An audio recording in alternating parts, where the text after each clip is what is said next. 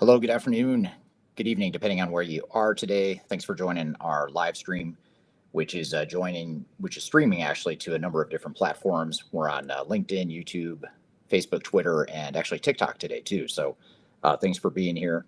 My name is Eric Kimberling. I'm the CEO of Third Stage Consulting, and we're here to talk about today. This is the first time I've ever done this sort of a live stream, but the whole point of today's live stream is to talk about careers in consulting. Yeah, how to get started, how to advance your career, how to make a pivot. Maybe you're just coming out of college looking for a way to break into consulting, or maybe you're already in consulting looking to make a change. Maybe you're in industry and you're looking for the opportunity or some tips on how to transition into consulting. So that's really the purpose of today, is to chat through some of those topics here today. And I'm going to take audience questions here today. I've got a list of questions from past sessions I've done on this topic that I'll start with, but I'd love to hear comments here from the live audience. So depending on where you are today, if you could just go ahead and drop in the chat where you're joining from today. I'd love to hear or see where you're from.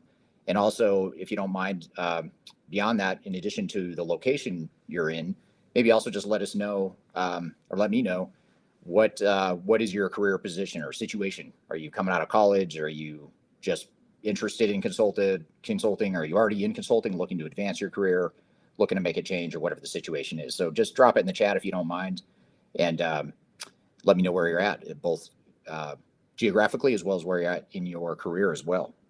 And by the way, as we're talking here today too, by the way, I'm going to leave you can see at the bottom of the screen, you should see at the bottom of the screen, an email address called work@thirdstage-consulting.com.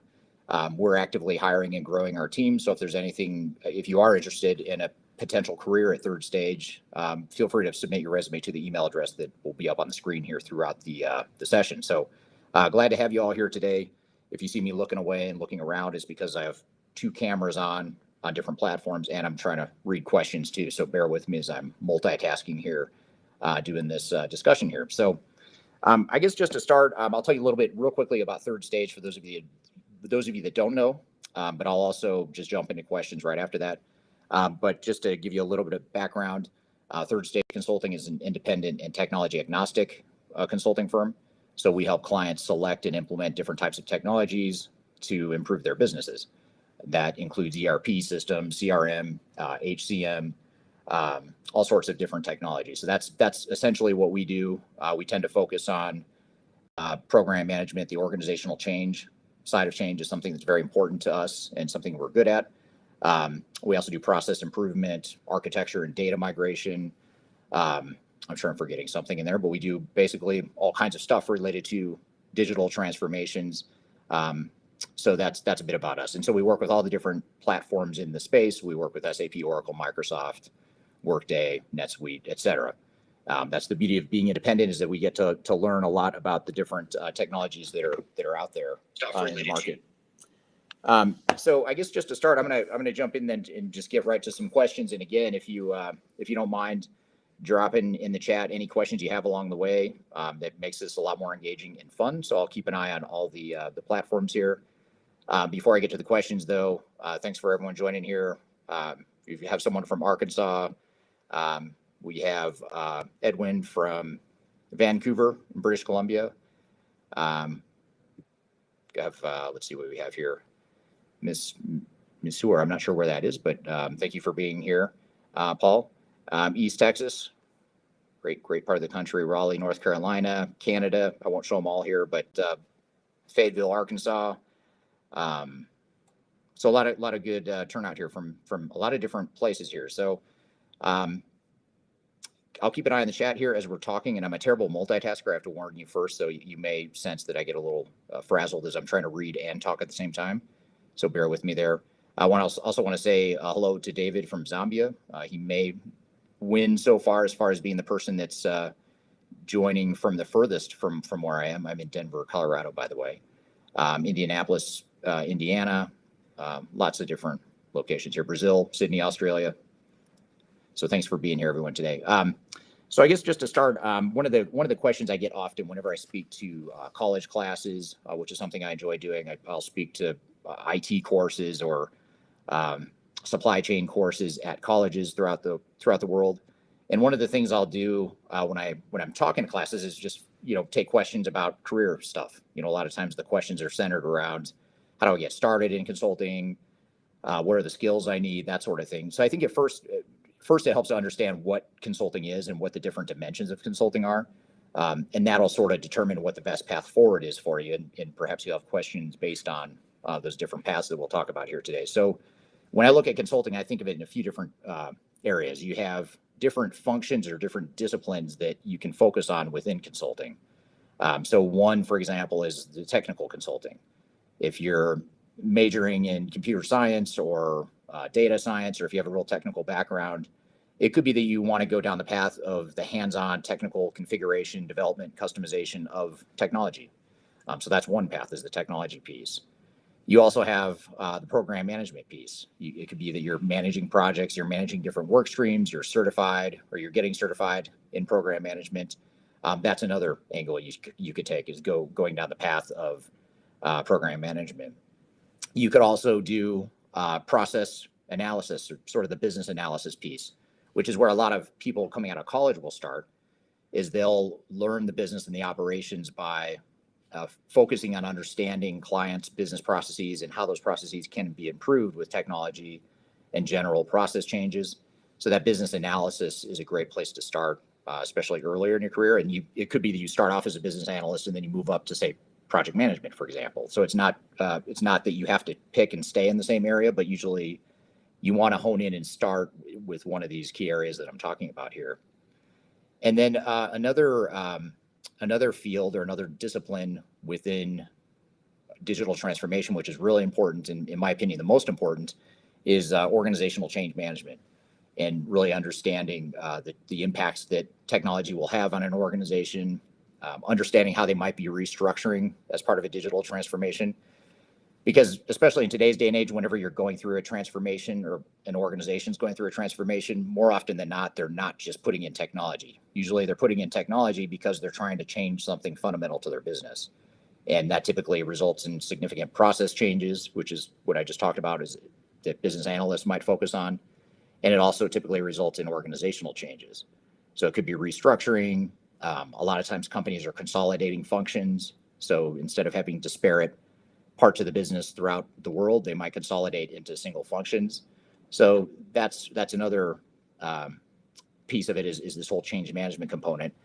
And then I'd kind of throw in there, I guess, maybe it's not really secondary, but an area that a lot of people are focusing in more and more on, especially in the last couple of years with where the world is post-pandemic, and that is supply chain management. So a lot of times people getting into consulting will focus on supply chain management and really go deep into that discipline and understanding what those processes and operational improvements could potentially be.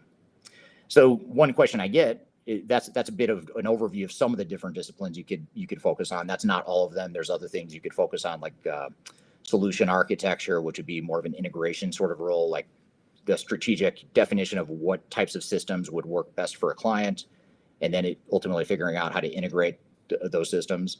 That's another discipline. There's also data science, more the analytics side of things. That's becoming extremely important in digital transformation, which sort of falls underneath the technical umbrella. But those are just some of the examples of different functional areas that you could get involved with.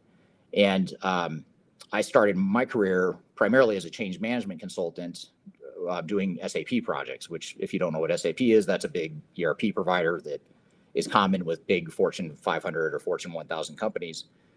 And so I did change management for SAP projects, but I was certified, as part of my training, I was certified in SAP. So I knew how to configure the software and I knew the technology really well, but I preferred to focus on the change management side from basically day one of my career. And I still, to this day, focus very heavily on change management. So that's just a bit about how I started. I actually came out of college and went pretty much straight into my MBA, getting my master's degree. While I was getting my master's degree, the summer between the first and second year, I got an internship at a company here locally in Denver, Colorado, where I'm based. And they were looking for an intern to help redesign their business processes as part of an Oracle ERP implementation. So I sort of stumbled into it. I wasn't planning to do ERP stuff in my career, But through that experience, I found that I kind of enjoyed the whole ERP side of things, especially because it was so focused on business processes and organizational change. So I did that internship for about a year, from the summer before my second year of MBA all the way through the second year.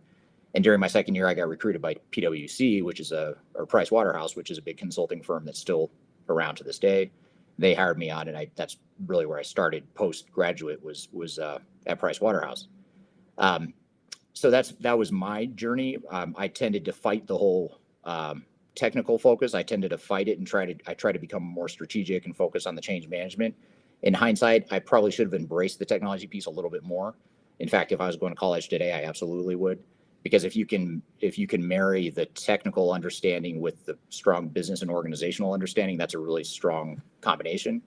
I think I've developed that over the years, but if I would have focused on it earlier, I could probably be even better at being a consultant than I think I am. So that would be just some background of where I started and some advice I might provide or offer to people that are looking to get into consulting. I'll stop there talking about myself, but I just want to give a little bit of backdrop of how I got into consulting, and we can talk about other aspects of my career journey if you'd like. But let me actually, before I jump into my questions, I think we're already getting questions on the live streams here. And again, thanks for joining whichever platform you're on. I'm watching the streams for all 5 platforms that we're streaming to here today. Let's see. So here's a question I'll start with, and this is in no particular order, by the way. I'm trying to show the question, but for some reason it is not showing. So I'll read it anyway. So this is from Rodolfo on LinkedIn, who's joining from Brazil. Thanks for being here, Rodolfo. And he was asking about Agile and ERP implementations and how Agile fits into ERP implementations. For those of you that don't know, there's 2 different schools of thought on how you deploy technology. One is historically, the most popular one historically was the waterfall approach, which is a very clear sequential series of tasks and milestones where you design the technology, you get full buy-in, and you really tighten up the overall design of the technology. Then you start rolling it out to the organization. Whereas Agile is a little bit more nimble. It's meant to be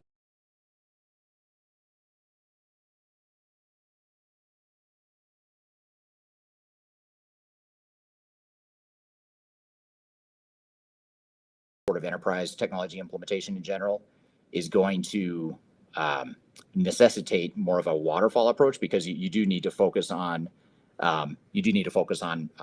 ensuring that you have integrated view, end-to-end view of the entire business process and operations, which a lot of times organizations don't have, or that's why they're implementing technology. It looks like we just lost the LinkedIn feed, so I hope there's still people here on LinkedIn.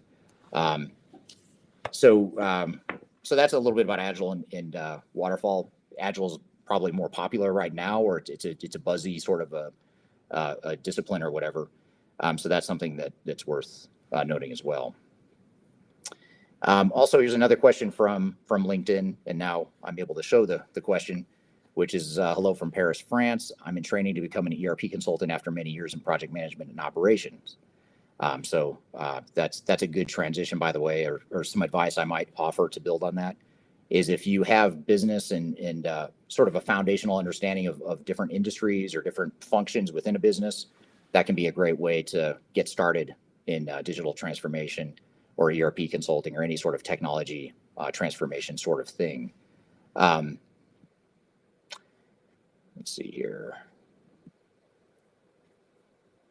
And like I said, anything you can do to marry those 2 disciplines, business and technology, that's super powerful. And I think one of the big problems or challenges with the digital transformation space or industry is that so many organizations or so many consultants are so focused almost myopically on one of those 2 things and not taking a bigger picture view.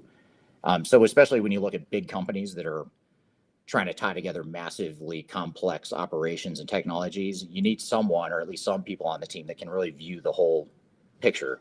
And that's hard to do because you do have to specialize, especially early in your career. It helps to specialize, but at some point you need people on the project that have been around the block and have seen different dimensions of a transformation like this. So that's a really important consideration as well. Let's see here. There's another question from, I don't have a name here, but it's someone on LinkedIn. And that is, let's see, do vendors provide you with information? Also, where do you see ERPs going with the advent of blockchain? It's a really good question. So yes, vendors do provide us information. We get sort of the sales and marketing collateral and call it the education from the software vendors, but we take it with a grain of salt because it's pretty biased. I mean, they're trying to convince us as independent agnostic advisors that we should be recommending their product to more clients. So it is helpful, but really the best resource we have is just our hands-on experience helping clients implement the different technologies. That's probably the best thing. That's more of a qualitative understanding of how these different technologies work. We also have a database that we use that tracks 30,000 different business requirements against several hundred different enterprise applications in the marketplace. So we can always go to that database to fill in the gaps, the things we don't know. I don't know everything about every system out there, nor does anyone in the world, I don't think. But in this database, it's a collective database that tracks from a lot of different sources what the strengths and weaknesses of the different systems are in the marketplace. So that's one of the big things that we draw into. So that's sort of how we educate ourselves and stay on top of the different technologies out there. As far as the second part of the question, though, is where do you see ERP going with the advent of blockchain? I guess I'm not sure yet. It's still early to tell. Where I've seen it most successfully used so far is in the, I'd say like in the food, in the beverage, and the pharmaceutical industry, where traceability is really important. So if you don't understand traceability, what that means is if you have, let's just say you're selling some sort of meat product, and it turns out that some of that meat is tainted. Something happened somewhere in the supply chain that tainted that meat. It's not healthy, or some government entity somewhere in the world is forcing a recall of that meat. You have to be able to track where that, sort of where the supply chain, how it all led up to the finished product, and that's what traceability is. Blockchain is a good way to enable traceability, because like with a pharmaceutical company, it starts with chemicals and compounds, goes through a whole production process, and then becomes a finished product, whether it's a drug or whatever it might be, a drug or a medicine. So there too, you have to be able to trace back, and blockchain is a great way to add that sort of digital stamp to each step in the process, so that if you did have to recall a certain batch or a certain lot of product, you don't have to recall everything, but you can at least recall the ones that were impacted by whatever the problem was in the supply chain. So I'd say blockchain has a lot of potential, but it's still pretty immature, at least in the world of business transformation or business technologies. A lot of times people think of blockchain are associated with cryptocurrency because it's the underlying technology that enables cryptocurrency. But businesses and business technologies are also trying to find ways to use blockchain better and more often. So great question. Thanks for that one there. Let's see here. Okay, so thank you. I can't see the names on here, so my feed might be screwed up, but someone just said that LinkedIn is working. So I'm glad it's back up and running. I think it might have gone cut out for a minute there. Here's a question that's a interesting one. I'm going to get to TikTok here in a minute, which I have open on my phone next to me, and there's several questions that have come in there as well. So let me get to that here after this question. What approach to OCM, which is organizational change management, what approach to OCM would you investigate if you were starting from a zero personal baseline? There's a number of approaches: ProSci, Cotter, proprietary, system integrator methodologies. I know there's not a one-size-fits-all, but what would be a good for personal learning? So that's a great question. What I would say is, I guess I'll tell you where I wouldn't start. I would not start with the system integrator methodologies, because generally system integrators, or for those of you that aren't familiar with that term, that is basically the technical implementers. So technology consulting firms that specialize in implementing one sort of technology. My company, Third Stage, is not a system integrator because we're independent, we're technology agnostic, we're not affiliated with the software vendors, and that's intentional.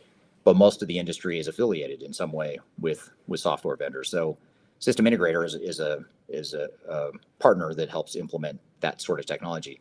Generally, system integrators and technical implementation consulting firms are not good at change management. They'll have your really basic sort of, we'll train you how to use a system, We might give you some communication templates to start with, but they're not going to go deep generally into the full breadth of what you need to do with change management. With change management, you have to be thinking about change readiness, organizational design, how we're going to restructure the organization, job roles and responsibilities. How are people's jobs going to be affected by all the changes that are resulting from the technology? Trying to think what else is included in that. Training is obviously part of it. Communications, and when we talk about training and communications, it shouldn't just be something you do right before you go live with a new system. It should be something you do throughout the entire process, so that you're bringing people along throughout the entire process there. So to get to your question though, what sort of training should you take? I would not rely on the system integrators. That's probably the last place I would start, to be honest. But you had some good ideas here with ProSci. I think ProSci is a good.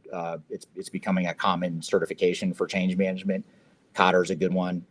Cotter is probably a little bit more academic, which is fine. But as far as how to apply some of those concepts, I think ProSci is the ADKAR. They have an ADKAR methodology that's focused on change.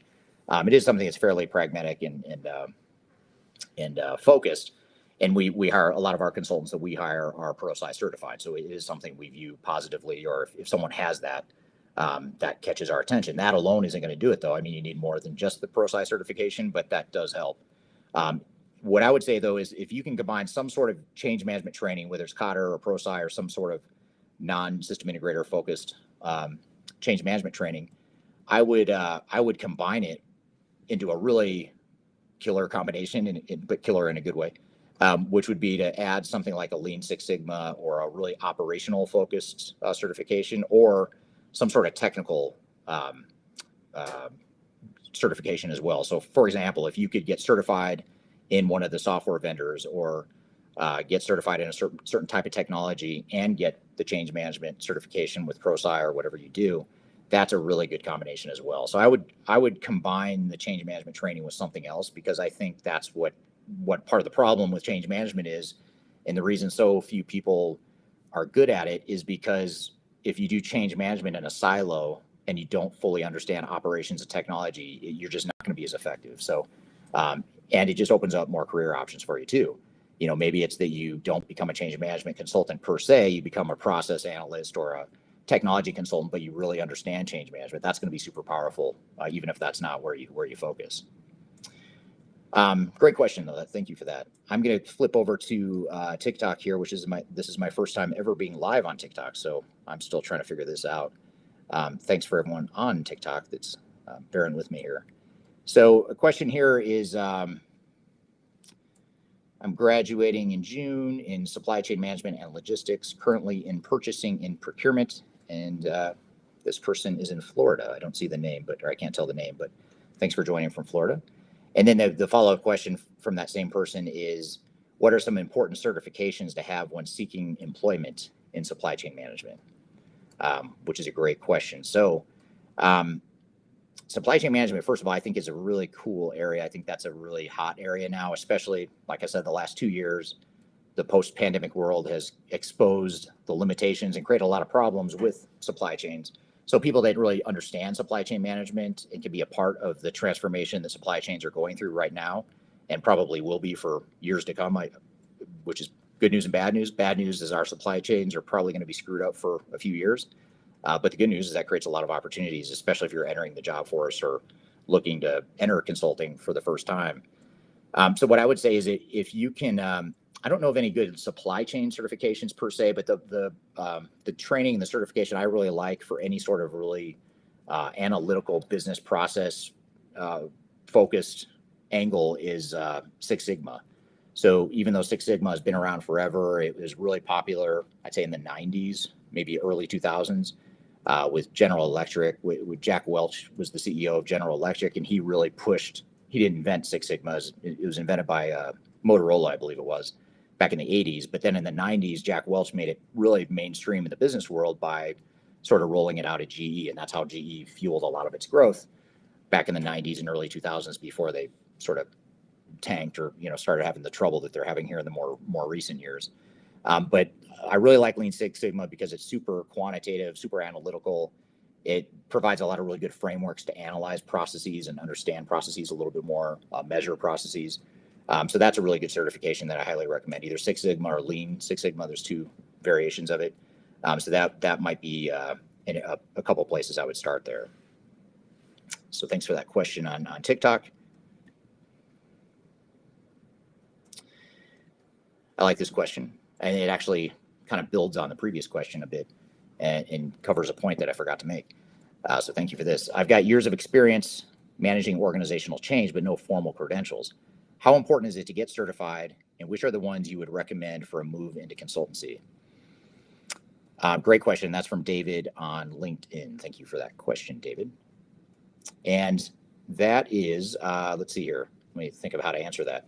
So I would say if you have experience, the more experience you have, I hate to say it, but the less important certification becomes. There becomes a point of diminishing returns where you can really start to focus on your experience and your background, your operational understanding, your organizational leadership, your organizational change experience and background. So, I guess I have mixed feelings on it. It certainly can't hurt to go get ProSci certified. I think it's like a 3-day course, and it's not cheap, but it's, it could be a decent investment. It's certainly cheaper than going back to school for a master's or anything like that. But I don't think it's absolutely critical when you have experience like you do. I think there's ways you can position yourself and really focus on the experience you have and really highlight your resume and whatnot. I personally, and we as a team at our company at least, we don't look for certifications as sort of a must-have. It's just one of those things that if all things being equal, if I've got two candidates with similar backgrounds, one's certified, one's not, it could be a good tiebreaker, but it's not going to, that alone is not going to be enough to get you into the mix or get the attention of people. I think your experience is going to be a lot more powerful. So if there's a way you can sort of spin your experience in a way that's going to be appealing, and you can transfer some of those raw skills that you developed in industry in a way that can be relevant to the consulting world, I think that's going to be more powerful. And if you happen to have time and the money and resources and the wherewithal to go get certified as well, that's just gravy on top, in my opinion. And by the way, I said it at the beginning, but in case you're just joining or you missed it before, I have an email address at the bottom of the screen right there. And that is an email address to submit your resume to our company. So we're an independent agnostic digital transformation firm, and we are actually we're growing very quickly. So part of the reason why I'm doing this live stream is, yes, I do like to help and provide career advice and just be a part of the industry discussion, but there's also a self-serving purpose here, which is we're trying to hire people. So just to be totally candid. So if you are interested in career and consulting, drop a note to work at thirdstage-consulting.com. You can even mention that you chatted with me on this live stream, and that will be a way to get the attention of the people that review those for our team. And we're hiring throughout the world, by the way. We have 4 offices internationally, and we have clients on every continent. So we're actively hiring in a lot of parts of the world. Here's a question I don't know that I have a good answer to, but I'll try, and maybe others in the audience will have a better answer than I do. But which e-commerce platforms do you see being in demand for mid-size and large implementations? Rather than getting into the pros and cons of different e-commerce providers and vendors like Magento and some of those different ones, I guess I would say instead, there's a couple different buckets of vendors or products you can think about or consider. You have your standalone ERP, your standalone e-commerce technologies like Magento, and also like Shopify is a common one for smaller businesses. A lot of people that are just starting out will use Shopify for their e-commerce and taking orders and whatnot. So you have those standalone products, but then you also have bolt-ons or modules within a broader ERP or enterprise-wide system. So products like SAP, Oracle, Microsoft Dynamics, they all have e-commerce capabilities that you can add on or have modules within that. So most, I don't want to say most, I shouldn't say that because it's a good mix of variety of what we see in the industry. In some cases, it makes sense to do a bolt-on standalone. In other cases, organizations are looking for a single system to tie together their entire operation. So it really just depends on what you're looking for there. Let's see. Here's a good question I'll cover here. From Enoch. I hope I pronounced that right. Enoch on LinkedIn. I want to get into the ERP consultant space. I'm currently in SaaS implementation consultancy. Is there a good blueprint to getting there? Well, first of all, I'd say if you're implementing SaaS, that's a good start because you understand a core technology or a core platform that more ERP systems are moving towards, which is cloud and SaaS, software as a service based solutions. I guess I'd need to know a little bit more about your background, what you do. If you're a technical consultant, which I'm going to assume you're more of a technical consultant, but just follow up with another question if I'm wrong and that this isn't relevant. But if it's not relevant to you, hopefully it's relevant to some in the audience here. So that is that if you're on the technical side, what I would do is I would try to branch out a bit and really understand some of the other disciplines we've talked about. So it could be that if you're really technical, you've done a lot of deep tech SaaS type implementations, you've got a real solid foundation there. But to be a really good ERP consultant, you also have to have some of the other things I talked about, the business process analysis, the change management, the project management.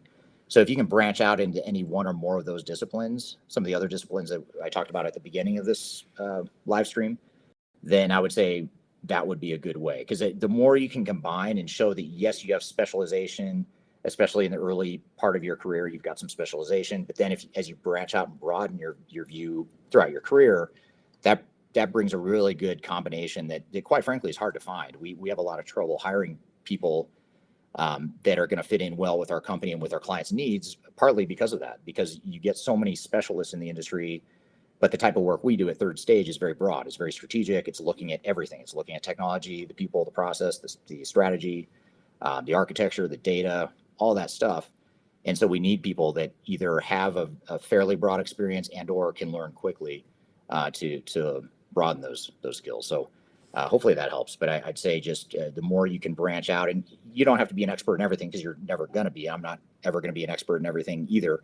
But if you can have, 2, maybe 3 areas that you're really good at, then the other stuff, if you just have enough of a basic understanding, that could be a really good combination of stuff to have in your toolbox.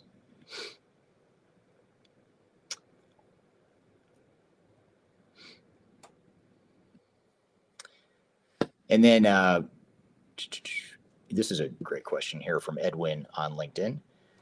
How much of the change do you directly manage and implement versus the business internally rolling out with your assistants? Really good question. I like that because it's not an either or answer. It's a combination. You need both. You need the outside consultants to help and provide that outside expertise, but you absolutely have to have the internal resources and people focused on the project as well, because they know the business, they know what it is they're trying to be when they grow up, and ultimately they have to live with whatever the solution is longer term. So for that reason, you can't rely just on the consultants, which some companies do. They, including some of our clients just want to outsource to us and have us just do everything. We're happy to do it, I suppose, in the short term. We make more money, but we're not happy to do it because they're not going to be happy at the end of the day.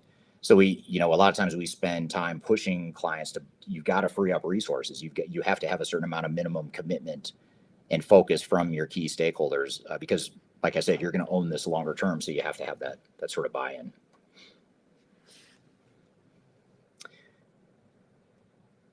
There's on TikTok, I just got I think it's spam, but it's a comment that says, I need a boyfriend. I'm married, so I'm not the guy, but if anyone on any of the streams is looking for a girlfriend, there's someone on TikTok that is looking for a boyfriend, just FYI.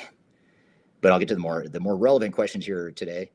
Are the classic SAP, let me show it first before I jump in. Are the classic SAP application consulting module skills, such as, I won't read them all, but just, are the different modules in SAP a thing of the past, or how fast will they disappear? Thank you from Denmark. And thank you, Klaus, for joining from Denmark today. So the question isn't about the modules, I misstated. It's about the module skills. So just to back up for a second, in the world of SAP and some of the big ERP systems, they're so big and complex that when you start off, you sort of need to specialize in one module. So you might just focus on financials. You might focus on business intelligence or whatever the area is. I personally started off on the manufacturing side, so I did more of the material management and the MRP or production types of stuff. But you could also do sales and distribution. There's a bunch of others, warehouse management, supply chain, other parts of the supply chain. So usually you focus on one area. I don't know that I have a good question or a good answer. I love this question, though. I just don't know that I have a good answer. Part of me thinks that, at least for the big ERP vendors, those big, massive, gnarly systems, you kind of have to have a level of specialization because there's no way you can know everything about the one system. And generally you need, some of these teams of SAP implementations could have 50 or 100 full-time consultants that all they're doing is configuring the software. Now, whether or not there really should be 50 or 100 consultants on any project is a whole nother discussion that I'll table for another time. But point being that you get these large teams and you start to specialize in those areas. But then you look at like a NetSuite or some of the mid-market ERP providers, even like a Workday or a Infor or Epicor, where you can realistically know or be involved with more functions and modules within that system, partly because it's just not nearly as complex, but also because the organizations implementing the technologies aren't as large and messy and complex. So I don't know that I think you're always going to have a little bit of that, at least for the big ERP systems. As long as the big ERP systems like SAP and Oracle are still around, I think you're going to have some specialization there. But it doesn't mean you can't change specialties or learn more as you advance in your career, which can be a good way to stay fresh and to keep yourself from getting bored or stagnant in your career.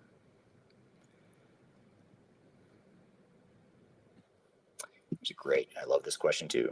This is from Chibi. How do you convince a client to focus on internal processes instead of expecting ERP to solve all the problems? It's a great question, and a common problem. I don't know if you're in consulting, but it seems like you would have to be a consultant to know that is a common challenge, and it is a common challenge. You get organizations that think that our processes are broken. We need to go find technology that will fix those processes for us.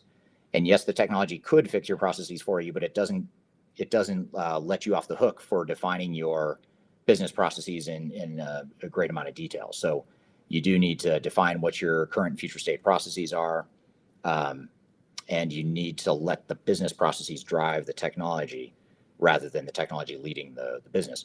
And back to the career discussion, that's why the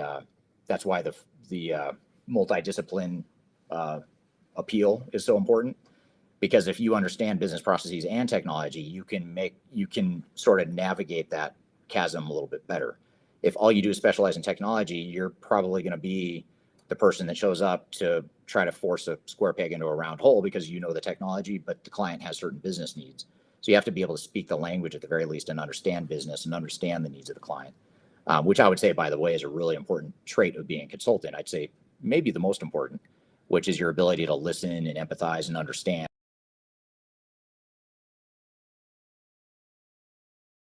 Often overlook.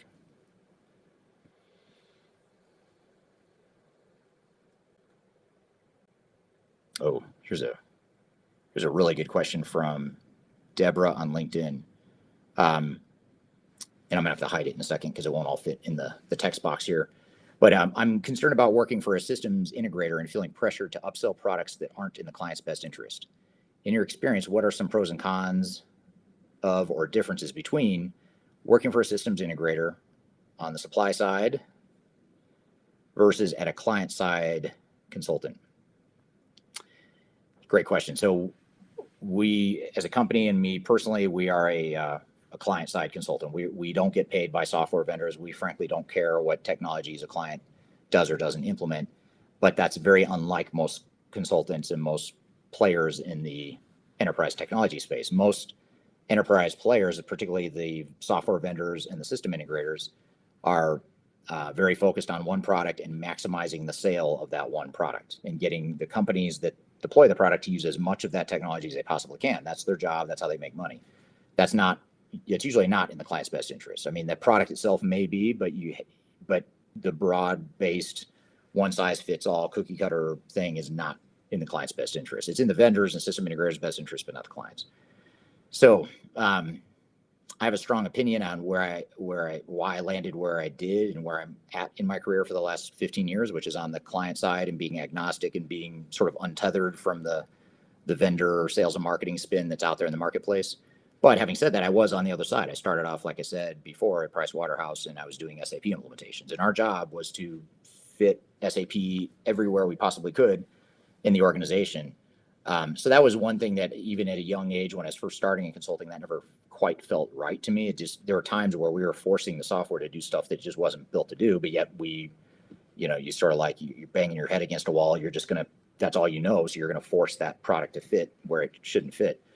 So that is one problem. I'd say the even bigger problem though is I'll call it the profit motive of system integrators and vendors, where especially the system integrators, where their job is to staff as many consultants as they can on these projects, especially the bigger ones.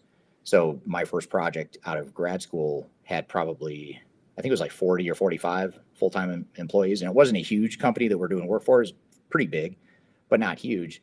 And they brought me onto the project right out of my certification at Pricewaterhouse. That's when I got the SAP certification and learned all the change management frameworks that they had. And they put me on this project, and it took me months to find like enough work to like keep me busy on a full-time basis, but yet they still expected me to bill 50 or 60 hours a week. So I was in conflict from day one in my career, which really soured my experience and my view and whatever of being at one of those big firms.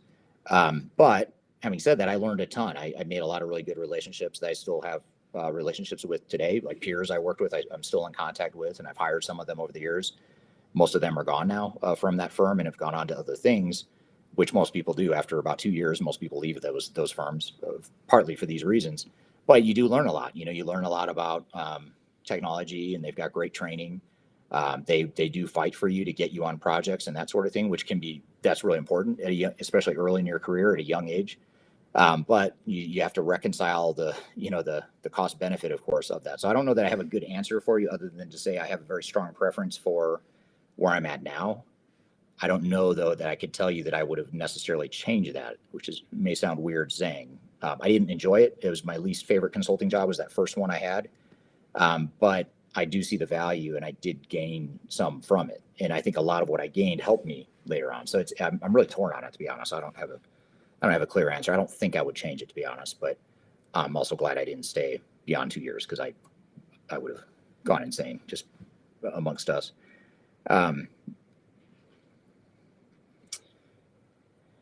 But these are a lot of really good questions. We're covering a lot of ground here, not just careers, but technology and trends and stuff like that, which is great. Oh,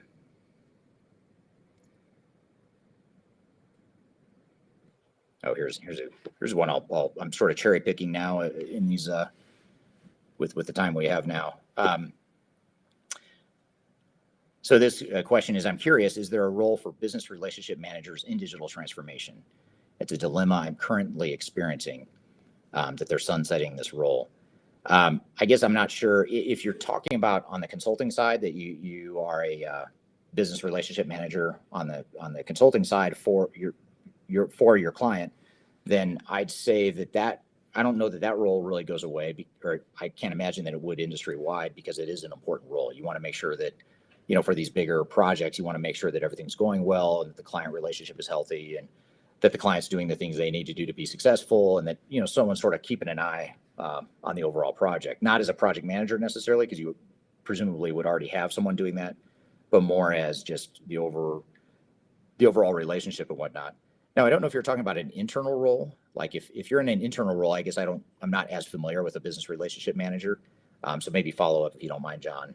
And John, by the way, is joining us from YouTube. So thank you for that question.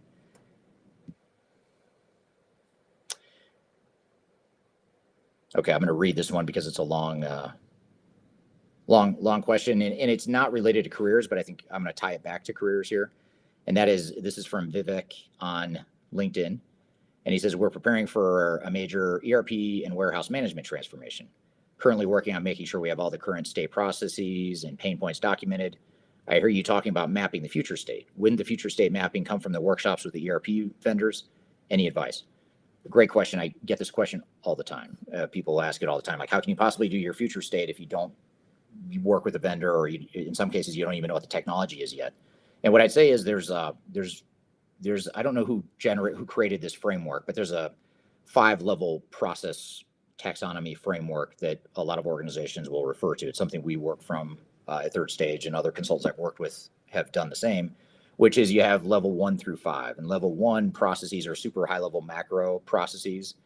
And then level 5 is like your, what keystroke you push in a system and what information you enter in which fields and all, the really detailed training based type stuff. Like that's what you train people on, is that level 5, because that's how you do your job in certain technologies. And I'm not suggesting you get down to level 5 early on before the vendor gets involved. I would say it's more, you would get down to level 1, 2, maybe 3 in that 1 through 5 hierarchy. Once you get down to 3, 4, 5, that's dependent on the technology. And yes, you need the vendors to help guide through that, because they know how the software works, the most recent versions of the software works. They know what the configuration variables are and all that good stuff.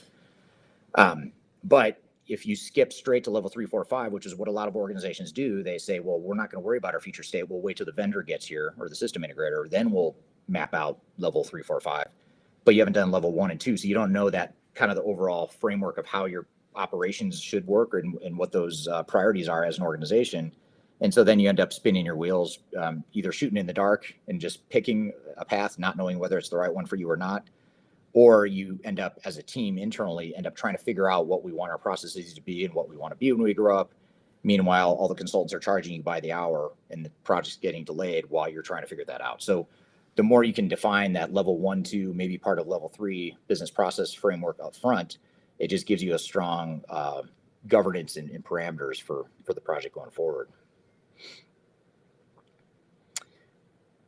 Let's see. Just flipping through some questions here, and I've got a couple others here that I had from before that I'll draw from here. And actually, one of the questions I got, I just spoke to a college course in IT yesterday here in Colorado, and I got a bunch of really good questions, and I didn't have time to answer them all, so that's part of why I pulled those questions to cover here today. And one that one of the students asked was, what are some tips for entering the world of ERP consulting? And I think this is relevant whether you're a college graduate, a recent graduate, or if you're halfway through your career, late in your career, and you have a certain amount of industry experience, and now you want to figure out how to be a consultant or how to transition into ERP. There's a lot of different things you can do to enable that. And so what I'd say is, again, pick a discipline. So if you can, first of all, even though you may not know a lot about ERP consulting at the moment, but if you know enough to know like what general direction you want to go in those different disciplines I talked about before, the technology, project management, change management, process improvement, process analysis, all that stuff, pick one of those areas and sort of carve out a specialty or a focus in that area to start. And then over the years or over time, you start to broaden that core and add to it. You can add other disciplines and become even more effective, like I talked about before. So I'd say that's probably the biggest thing, is pick out an area and then find the right opportunity to specialize in that area as well. So that's an area that that'd be one suggestion. And then, if you can, I would also say that if you can learn as much as you can about maybe not the hands-on technology, because you might have to go get a job first to get that training and certification in a certain technology. But if you can learn as much as you can about supply chain or business process operations in general, and or change management and organizational psychology, organizational design, just as two examples, with project management, any of those disciplines, if you can learn as much as you can, either in college or take certifications to get certification in one of those areas, I think that's very important. And then, certainly networking. I mean, for any job change or job seeker, I'd say, be mindful or be deliberate about networking with people. Like, reach out to people like me on LinkedIn and say, hey, I'm trying to get started. Do you have opportunities, or can you give me some advice, or can you pass my resume on to anyone that you think might be interested if you're not? So I just wouldn't be afraid to reach out to people and be persistent. Don't be upset, or don't let your feelings get hurt if people don't respond. There's a lot of messages I don't respond to, and I always feel bad, but I just don't have time to respond to them all. But I do remember the people that messaged me multiple times. And at some point I end up responding because I remember the name, I remember that person, I might have looked at their profile on LinkedIn, and I just figure if they're that persistent, then I owe them, I admire the fact that they're being persistent, so I want to help them. So I don't know if others are like that too. I would suspect other people, people in hiring positions or other leaders are probably the same. So that would be just some word of advice there.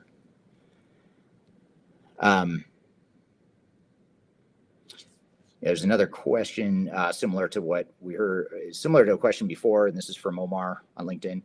Do you think that a position like SAP functional consulting is a thing of the past, or does it have a good future?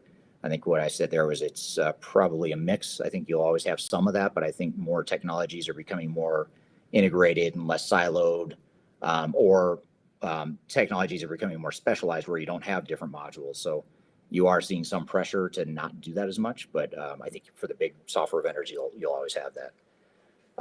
By the way, one thing to add to my previous answer about how to get started in the world of consulting, again, the shameless plug, the email at the bottom of the screen here, work@thirdstage-consulting.com.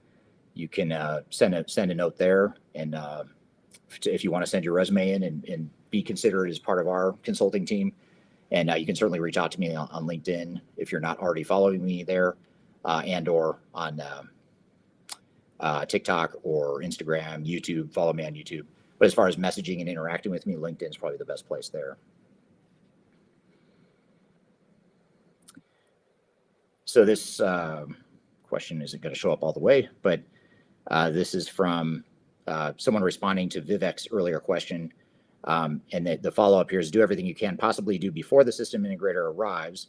Once they arrive, the billing clock starts. If you're going to SAP, get familiar with SAP best practices, which are readily available, and you can see it in the chat. If you're on LinkedIn, just look in the chat. There's a link that he's provided here. They may be hard to understand at first, but they'll also help you so much in advance. So that's a great question, great point. I think the more you can, it's a great add-on to something I didn't answer before, or didn't add to my answer, which is if you can learn as much as you can internally as an organization about the technology, the more likely it is that you can take ownership and not get steamrolled by the system integrators. So I think that's an important point. And by the way, that link too, that's the link here. It looks like it's from SAP's website that has best practices. Poke around at stuff like that. If you're trying to get into consulting to where you can speak the language. So, for example, if you're trying to get a job as a SAP consultant somewhere, either at SAP or at a large consulting firm, just learn the lingo, learn what FICO means, learn what HANA means, learn how HANA is different than the platforms that SAP used in the past. If you can speak intelligently in that way, that's going to help a ton. In fact, I would argue that's probably more important than any sort of certification, if you can just speak the language and speak the lingo and demonstrate that you understand that stuff. Now, the key part, though, is how do you get in front of people to have that opportunity to say that stuff? And that's where, positioning your resume and your cover letter or your email introduction, whatever it is so important. All right, I'll take a couple more questions here. And actually, this might be a good one that but this is a good one. I enjoy it, at least. This is from Christine, and Christine's on LinkedIn, and she asked the question here: does working in different countries and continents influence the way you work with clients? Short answer is yes, it does. For me personally, I'm not an expert in multinational cultures and consulting by any means, but I've done enough of it to know that I have to adjust to different cultures and different environments. It's not even geographic, by the way. A lot of it is just even within one country, whatever your home country is. You look at different industries, different organizations within those industries. They all have different cultures and they have different people. They have a different feel. They have different levels of risk aversion and different things that drive them and make them tick, different warts or weaknesses. So there's a lot of understanding you have to do to be a good consultant in general. Certainly the international piece is really important. I've seen a lot of consultants, myself included, who sort of stumbled through cultural norms and things like that in different countries. But having said that, we pride ourselves on having global multinational teams that support our clients. So if it's a multinational company that we're working with, we have multinational teams, from each of our 4 international offices. So that would be that's my response there. And so that's back to the consulting career thing in thread here. That would be something that would be super helpful, is just to demonstrate that you understand different types of companies and you understand different cultures. And if you watch any of my YouTube videos, or if you don't, I encourage you to subscribe and watch some of the stuff I put out on my YouTube channel. But I always put out videos with a constant theme or a recurring theme of really needing to understand a client situation and needing to develop a strategy and execution plan that aligns with that client's view of the world. And it's really easy as a consultant to come in with the right answer. I have the best practice. I have the right answer. I'm the expert. It's easy to fall into that trap, but you can't do it. You can't do it and be effective, I should say. I think, in my opinion, those are the worst consultants, are the ones that come in with the answer. They've got their methodology, their one way of doing things. It can be okay as long as if you're filtering out and saying no to companies that don't align with your way of doing things, then fine, you can do that. But the problem is most consultants don't do that. They just try to sell their one size fits all answer to whoever will buy it. So it's highly ineffective. I think it actually destroys a lot of business value. It creates a lot of problems.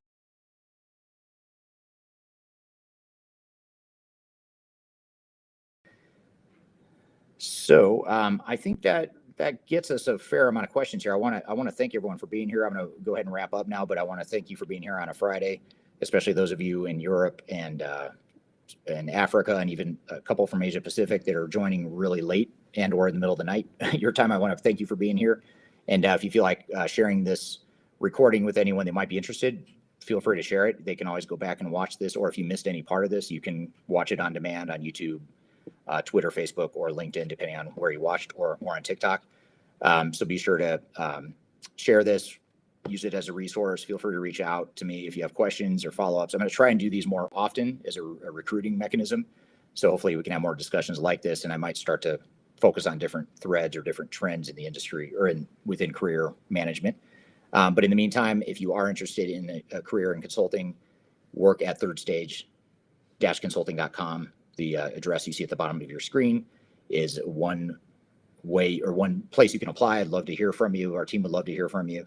We're always looking for good, qualified consultants ranging from entry-level people all the way on up to super experienced consultants. So we're growing very quickly. We're projecting to have to hire between 15 and 20 people here in 2022 just to keep up with our ongoing growth. It might actually be more than that. So wherever you are in the world, feel free to apply, I should say. Be sure to apply if you're interested. So thanks everyone for being here today. I really appreciate it. Follow me on LinkedIn, subscribe to my YouTube channel, send in a resume if you're interested, and I hope to see you here again soon. Have a great weekend in the meantime, and take care.